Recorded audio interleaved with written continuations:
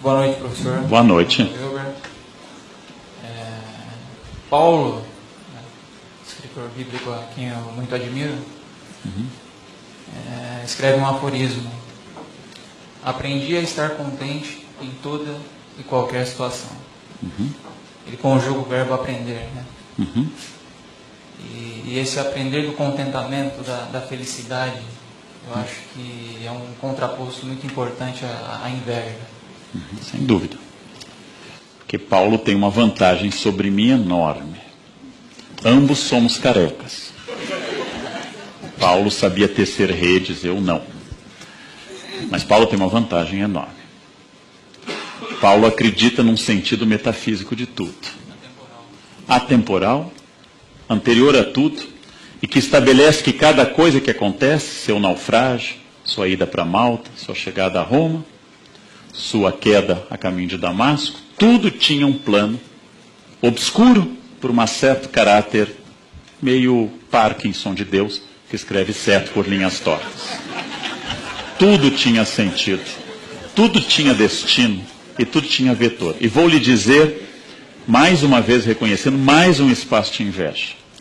Eu já disse isso para todos que me conhecem. Eu invejo genuinamente quem tem essa crença. E gostaria muitíssimo de tê-la. De que se hoje eu perder minha perna, estava no plano de Deus e vai ser melhor para mim. Se amanhã eu virar um favelado, isso é o melhor para o meu progresso. Se amanhã eu me descobrir portador de uma doença mortal, um aprendizado para caminhar para o eterno. E que tudo posso naquele que me fortalece. Eu gostaria de dizer essas coisas um pouco de caminhoneiro e um pouco sábias. Eu gostaria de dizer ao meu Deus, não que eu tenho grandes problemas, mas ao meu problema que eu tenho um grande Deus. Essa é boa, essa é ótima.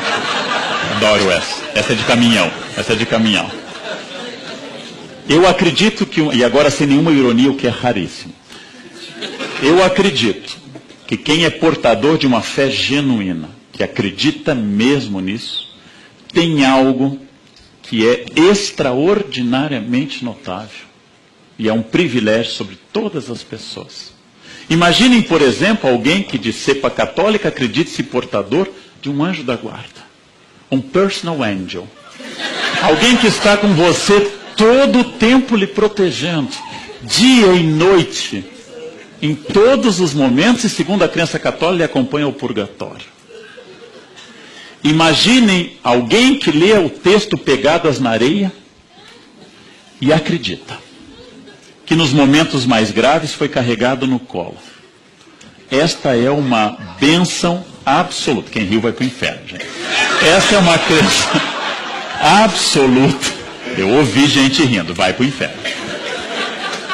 E eu digo isso sem nenhuma ironia. As pessoas que têm uma fé genuína, que acreditam que têm a força e enfrentam as adversidades de uma doença e de uma morte, é aquilo que diz meu colega Pondé, a diferença entre que um pensamento científico como o que eu pretendo, infelizmente não seca lágrimas, e o pensamento religioso seca.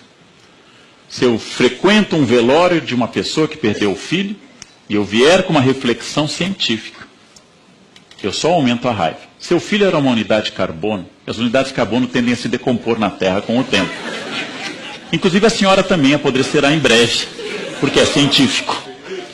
Nós somos seres limitados e todas as funções vitais tendem a entrar em colapso com o tempo. O seu só foi antes do tempo, mas vai acontecer com todos aqui. Agora durma bem, senhora.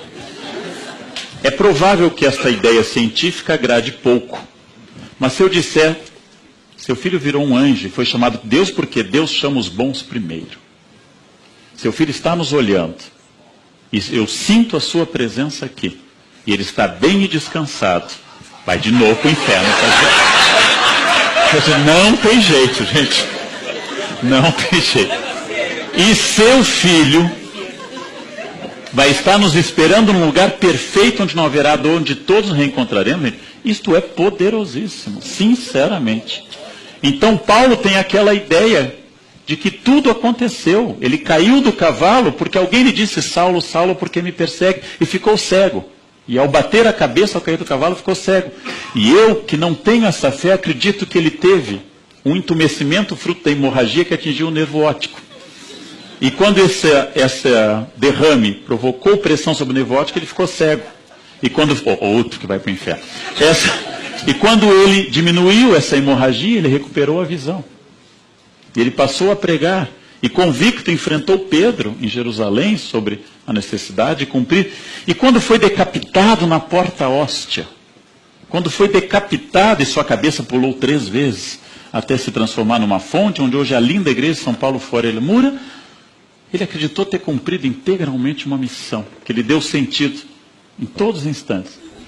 Então, quem tem esse tipo de convicção, gente, não escute o Leandro. Vá em busca dessa convicção.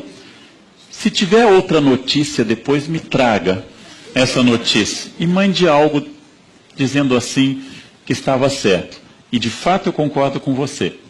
Paulo pode acreditar nisso. Tudo posso naquilo que me fortalece. Mas quem pode me enfrentar se eu tenho ao meu lado Deus? Que coisa pode ser ruim para quem tem Deus ao seu lado? Tudo tem sentido. Tudo tem sentido. O grande problema é que algumas pessoas, entre elas eu, não acreditamos nesse sentido. Este é um grande problema. É aquilo que o Evangelho vai chamar de birra, a luta contra o espírito, né? Pecado sem perdão, inclusive. Não? Em todo caso, como disseram a Voltaire quando estava prestes a morrer, Voltaire é mais um deísta do que um ateu, disseram a ele, seu confessor que nunca o havia confessado, disse: renuncia ao diabo, renuncia aos demônios. E diz: estou para morrer, não é hora de fazer inimigos. Não? Então, essa é uma ideia que talvez eu mantenha um tempo mais. Agora, se na hora H bater medo, não tem problema, né? Tudo posso naquele que me fortalece. Tudo bem. É demoníaco pensar isso. Então, outra questão, mantenha a sua fé. Mantenha a sua fé. Não ouça esse tipo de gente cínica como eu. Mantenha a sua fé. Força. Jesus loves you.